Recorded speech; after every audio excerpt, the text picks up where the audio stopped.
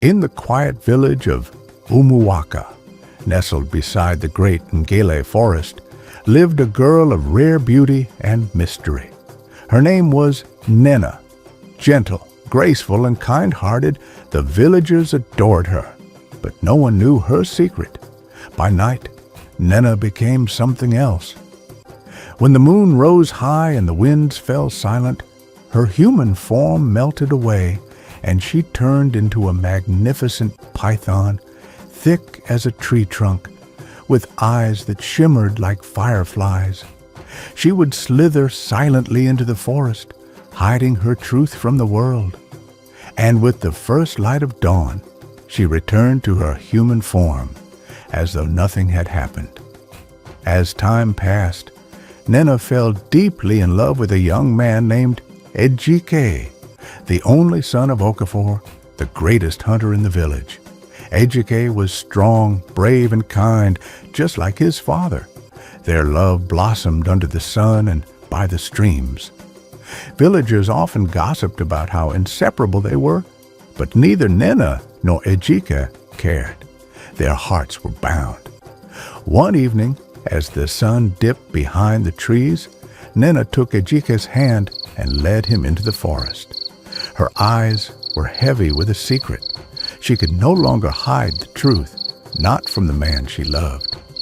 "Ejike," she whispered, "there is something I must show you, something I've never told anyone." With trembling hands, she stepped away from him. Her form began to shift, skin rippling into scales, limbs vanishing, until she stood before him no longer a woman, but a towering python. Ejike gasped, but did not run. His eyes were wide with fear, but also awe.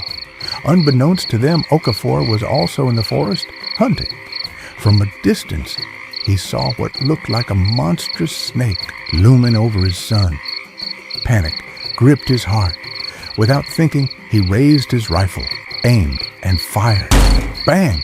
The bullet flew, but not into the snake. Ejike, realizing what was happening, had thrown himself in front of Nnenna.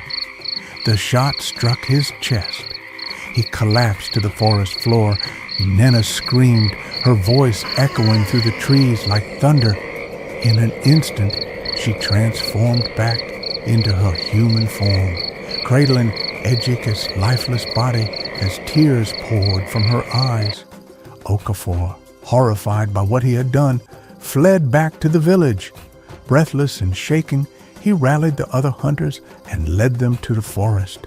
They found Nnenna sobbing over Ejike's body, her hands stained with his blood. The hunters froze in place, stunned by the scene. But Okafor, blinded by grief and guilt, charged forward, knife in hand, aiming to end the serpent girl's life. Before he could strike, Nnenna's eyes glowed with blinding light.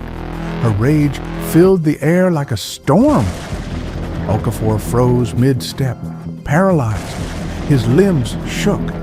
He clutched at his throat, gasping for air, as if an invisible force was strangling him. Then a glowing spirit appeared. It was Ejike. He floated gently toward Nnenna, his face calm and kind. "Nnenna," he said softly, "please, let him go.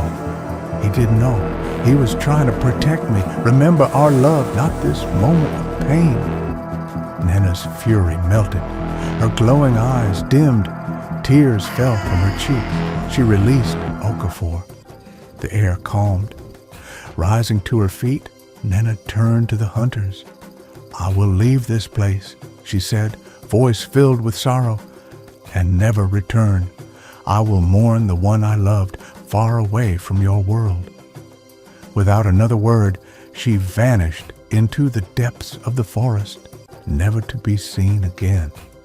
The hunters, still shaken, carried Ejike's body back to the village. He was buried with honor, and his story passed down through generations.